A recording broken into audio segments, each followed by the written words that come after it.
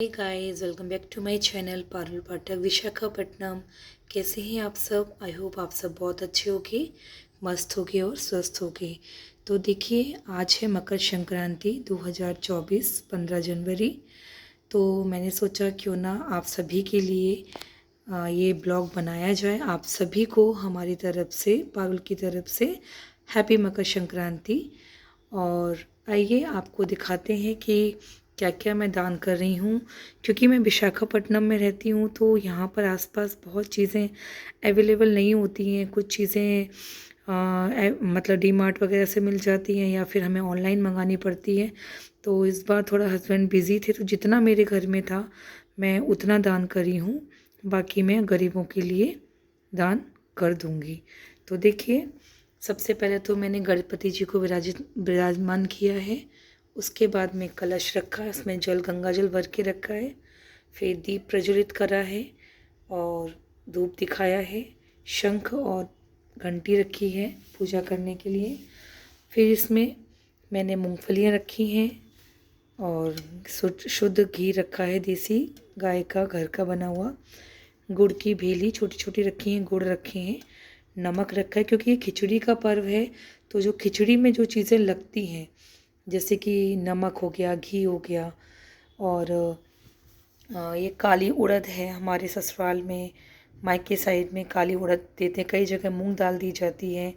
चावल हैं और मैं अभी चावलों में मिला दूंगी और ज़्यादा चावल मतलब दान करके दूंगी। अभी सिर्फ आप लोगों को दिखाने के लिए, और पूजा में इतने रखे हैं, बाकी मैं मिक्स कर दूंगी, बढ़ा दूंगी।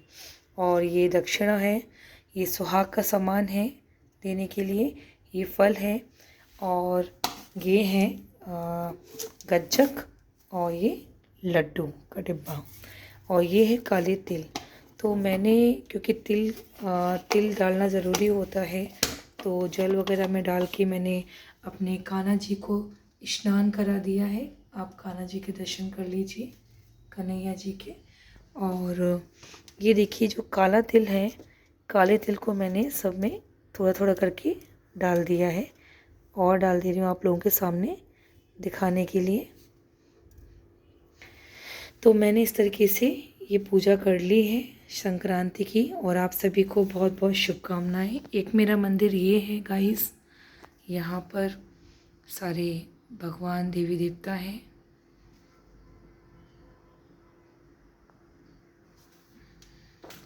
और दूसरे जो हैं मेरे, ये हैं मेरे कन्हैया लाल।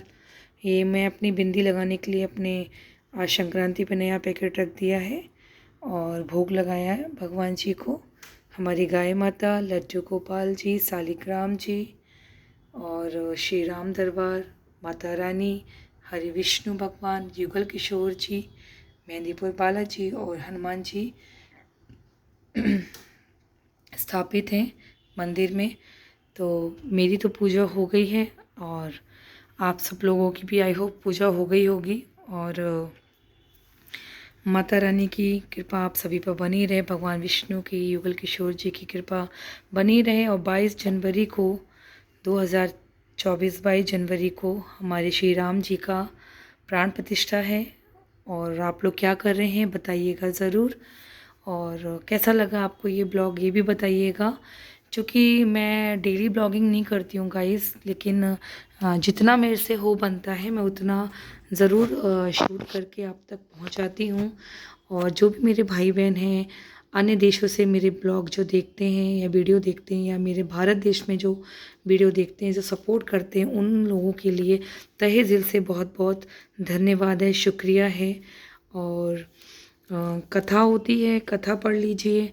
इसमें 14 चीज़ों का दान कर सकते हैं आप। इसमें आप श्रीफल दे सकते हैं, जूते चप्पल भी दान किए जाते हैं गरीबों के लिए, कंबल दे दीजिए, मोजे हैं, टोपे हैं, आप अन्न दान करिए, आप फ्रूट्स दान कर सकते हैं। जो भी आपकी क्षमता हो आप दान कर सकते हैं। आपके जो मान्य होते हैं घर पे, उनको अपने घर पे जीवने के लिए बुलाइए, दावत के लिए बुलाइए। और जिस पिता या पुत्र की आपस में नहीं पड़ती है, तो जैसे सूर्य भगवान आज के दिन शनिदेव अपने पुत्र के यहाँ गए थे खाने पे, इसीलिए अगर पुत्र या पिता अलग अलग रह रहे हैं तो एक दूसरे को खाने पे बुलाइए, एक दूसरे के घर जाइए, रिश्ते सही रहते हैं। और ये दान सबसे महादान है मकर संक्रांति। कर्ण था, जो कर्ण थे वो जो महाभारत में वीर गति को प्राप्त हुए थे, तो वो यमलोक गए थे। तो जब कर्ण को भूख प्यास लगी थी तो यमराज जी से उन्होंने खाने को मांगा और पीने को मांगा, तो उन्होंने उनको सोना दान किया। तो बोले यमराज जी आप ये क्या दे रहे हो, मुझे भूख लग रही है, मुझे खाना खाना है, मुझे पानी पीना है। तो बोले आपने जो दान किया वही तो दूंगा मैं। उन्हें नींद आ रही थी सोने के लिए, उन्हें पलंग दिया बिना गद्दे का, सोने का था, पूरा स्वर्ण का।